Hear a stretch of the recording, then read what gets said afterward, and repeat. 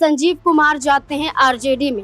RJD में जाने के बाद उनका सीधा आरोप होता है कि दरकिनार किए जा रहे हैं, उनके बारे में कोई सुध नहीं ले रहा है। और परबत्ता विधानसभा सीट से वो विधायक रहे हैं। इससे पहले 3 से 4 बार उनके पिता इसी सीट पर विधायक रहे हैं।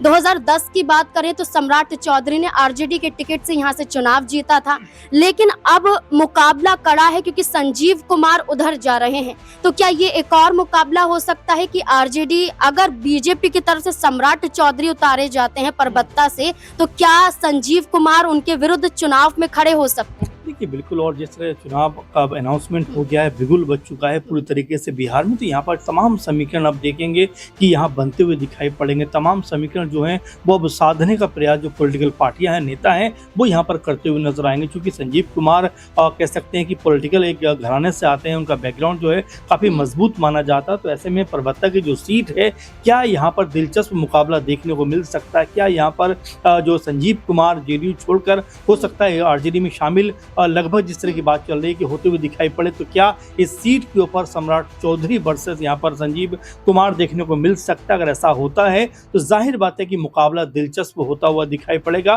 साथ में अगर हम कुछ चीज़ों के ऊपर और भी ध्यान दें कि देखिए जेडीयू की पार्टी जो कह सकते हैं कि एक समय अपने दम पर बिहार के अंदर सरकारें बनाती थी, वो अब सिक्योरिटी हुई। कम से कम अगर आप जो है सीटों का आकलन करेंगे तो तकरीबन 43-44 उनके पास सीटें जीतते हुए दिखाई पड़े थे 2020 में। लेकिन अब अगर उनका आंकड़ा देखें तो लगातार जो लोग हैं वो यहाँ पर कम होते हुए दिखाई पड़ रहे हैं। तो ऐसे में जेडीयू को भी संभलने की जरूरत है। आपने देखा कि जेडीयू पार्टी के तमाम लोग इस बात को लेकर भी कहीं ना कहीं डर में रहते हैं कि भाई कहीं बीजेपी का प्रभाव उनकी पार्टी पर कहीं ज्यादा ना हो जाए, क्योंकि एक अलग तरह की विचारधारा हमेशा से जेडीयू को देखने को मिली है। लेकिन जिस तरह से बीजेपी के साथ जेडीयू कदम से कदम मिलाकर चल रही है, उसमें उनको अपनी पार्टी को लेकर तमाम तरह के खतरे उत्पन्न होते हुए दिखाई पड़ते हैं। कभी बिहार में पोस्टरबाजी होती है, बाहर नीतीश कुमार का चेहरा गायब नजर आता है। कभी आप देखेंगे मोदी जी के साथ होते हैं तो उनका चुनाव चिन्ह जो है फूल का निशान उसको लेकर दिखाई पड़ते। तो ऐसे में अस्तित्व का खतरा भी कहने के मंडराता हुआ दिखाई पड़ता है। फिर